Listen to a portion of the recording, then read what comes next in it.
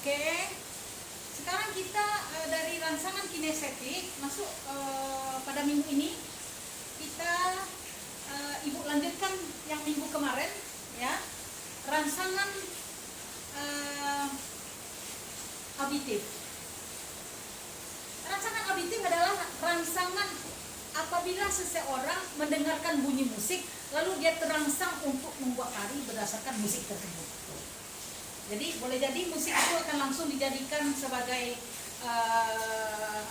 sebagai pengiring tarinya, atau musik yang itu hanya temponya saja yang diambil. Jadi misalnya ting dering dering dering dering dering dering dering dering dering dering. Nah, Anda tidak melihat tarinya. Kalau itu adalah kan musik iringan tari itu, Anda tidak melihat tarinya, tetapi Anda temponya itu. Jadi Anda akan menari misalnya ting dering dering dering dering dering dering dering ding ding ding ding ding ding ding ding ding ding ding ding ding ding ding ding ding ding ding. Ada begitu. Padahal sebenarnya tari asli tidak begitu. Tapi karena Anda terangsang dengan bunyi musik itu, Anda membuat tari berdasarkan rangsangan bunyi musik itu yang mengambil temponya. Paham ya? Rangsangan kinestetik. Satu lagi, rangsangan kinestetik itu dari bunyi-bunyi alam. Boleh juga. Jadi misalnya bunyi hujan tuh, sekarang hujan tuh hari itu, kedengaran nggak?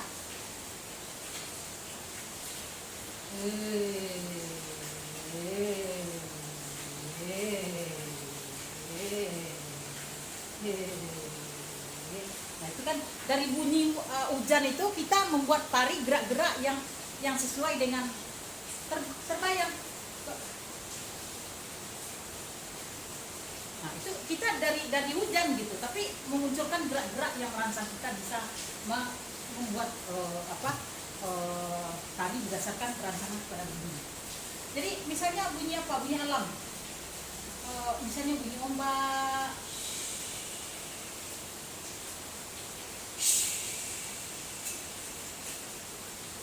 Bunyi itu bukan berarti Anda langsung menirukan ombak, bukan begitu. Tetapi dari bunyi itu Anda terangsang untuk menggerakkan tari berdasarkan yang pakai selendang misalnya. Nah, selendang ya. Selendang. Misalnya Anda pakai selendang, Anda ginikan tuh. Cari selendang dulu ya.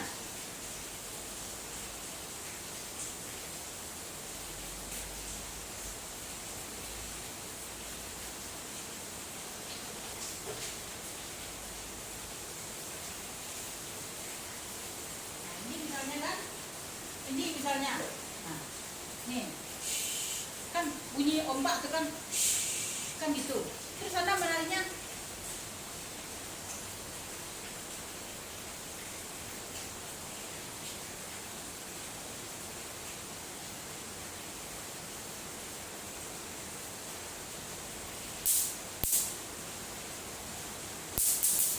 jadi Anda mendengarkan bunyi itu, terangsang Anda untuk membuat tari berdasarkan bunyi itu.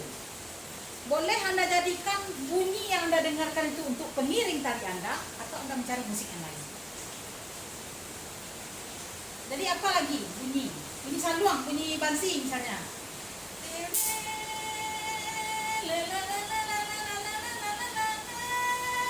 Kan ada bunyi itu kan, bunyi saluang kan?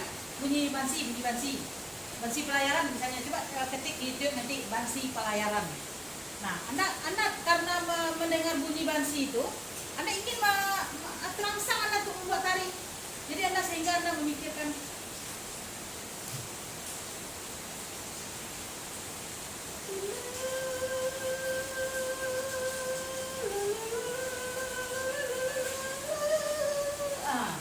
Anda membuat gerak itu berdasarkan bunyi bansi itu sendiri, bunyi alat musik itu. Nah, itu bisa dalam bentuk ekspresi apa saja. Jadi yang tari itu kan ekspresi individu, ekspresi diri Anda, lalu Anda munculkan dalam bentuk gerak, lalu Anda susun gerak-gerak itu. Yang penting sekali, bagaimana Anda bisa menggunakan tenaga ruang dan waktu. Baca file-file yang saya kirim itu ada ya. Dan menyusunnya, kalau misalnya gerak itu begini, misalnya begini. Nah, ini gerak tidak bisa kita menghadap ke depan. Ini harus dia menyamping seperti supaya nampak ini.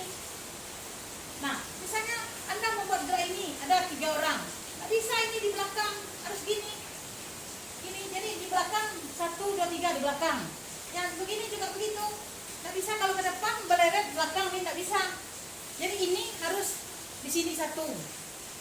satu segitiga misalnya, berdiri di depan satu, lalu di samping sini satu orang, geraknya ini, kemudian ini. Nah, lalu lakukan, atau kita satu baris bertiga atau berempat, nah gitu kan. Nah itu seperti itu. Nah itu gerak. Jadi gerak itu jangan sampai merugikan kepada desain yang muncul dari diri Anda sendiri. Jadi karena faktor ruang, bagaimana Anda arah hadap, kemudian level, nah itu diberdayakan untuk supaya gerak yang kita buat itu tidak rugi dari perspektif penonton. Perspektif penonton tuh, orang menonton tuh, aduh kok tangannya udah nggak ada, misalnya ini, apa lagi misalnya, kalau ini misalnya, kan ada gerak tuh, ada gerak 1, 2, ini kalau kita dari depan penontonnya, pentas proscenium yang satu arah penonton tuh kan pentas proscenium. Kalau arena itu, jadi ada 2 pentas tuh, ada proscenium, ada arena. Jadi kalau kita begini, tung, itu kan nggak nampak, tangan dari belakang nggak nampak. Jadi otomatis kita tung, atau kita buat begini, tung. Nah, jadi ini, nampak semua yang menari itu seluruh tubuh kita tuh nampak oleh penari, oleh penonton. Tidak boleh dirugikan gitu, itu yang perlu sekali. Jadi kalau misalnya ini, Anda membuat gerak itu ada volume ya, ada volume. Jadi saya terpaksa saya komplit mengajarkannya. Sebenarnya saya sudah kirim juga file-filenya kepada Anda, cuma Anda baca-baca lagi. Misalnya ini ya. Nah, ini, ini harus seperti ini kita. Tidak bisa kita begini. Mana nampak dari penonton? Mana ruang gerak ini sudah hilang, jadi terpotong gerak kita. Jadi ini harus seperti ini. Kalau enggak begini. Nah, seperti ini harus begitu. Nah itu dari segi arah hadap kita berarti ke sini. Kalau ke sini arah hadap, kalau ke sini arah hadapnya geraknya seperti ini. Nah ini dia. Nah, ini dia. Ini boleh. Nah boleh. Ini boleh gitu kan. Kalau ke samping geraknya ini seperti ini. Penari harus nampak oleh penonton semuanya. Tidak boleh dibuat baris berbanjar ke belakang. Harus bersaf. Bersaf itu kalau 3 segitiga boleh, tapi nampak oleh penari semuanya. Nah, tapi seperti yang Ibu katakan tadi, jangan ruang-ruang gerak kita itu rugi dari ruang-ruang itu. Jadi kalau gini, kalau Anda gini kan tidak apa-apa, mesti nampak ini. Jadi kalau misalnya kita selain daripada itu kan bisa kita terjemahkan tam, nah kan bisa, kan seperti itu. Nah, gerak yang mana lagi? Level. Kalau misalnya penari itu sebagian ada yang disuruh duduk, ada level itu kan ada yang paling rendah, kemudian menengah tuh begini. Saya sudah ajarkan dari awal dulu ya. Itu saya sudah ajarkan. Coba baca. Saya yakin sudah ajarkan. Silakan baca.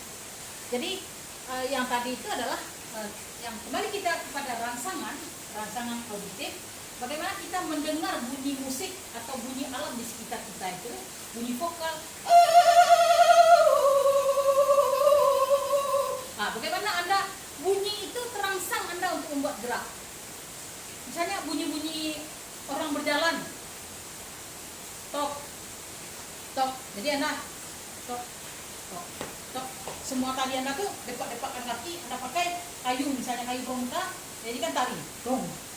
Tapi dari depakkan kaki misalnya, Anda terangsang dari depakkan kaki, tapi Anda kreasikan dalam bentuk tonggak-tonggak itu, tonggak itu bisa. Jadi itu yang saya harapkan Anda semua bisa dalam pandemi ini. Kita harus menguasai keilmuan dari segi file-file yang saya kirim, silahkan. Kemudian ini juga Anda boleh juga tanya, silahkan ya. Kemudian apa lagi? Garis kan saya sudah ajarkan yang desain atas tuh.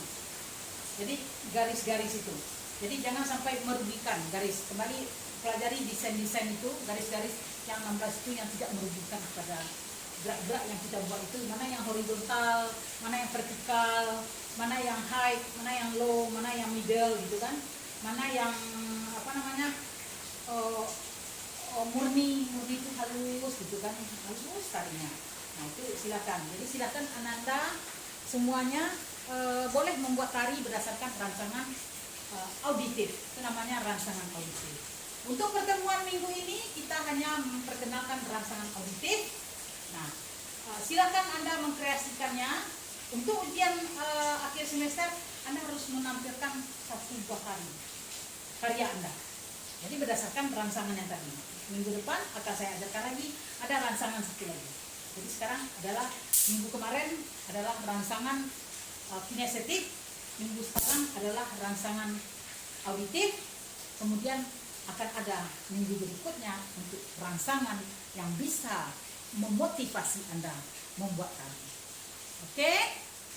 Assalamualaikum warahmatullahi wabarakatuh. Dadah.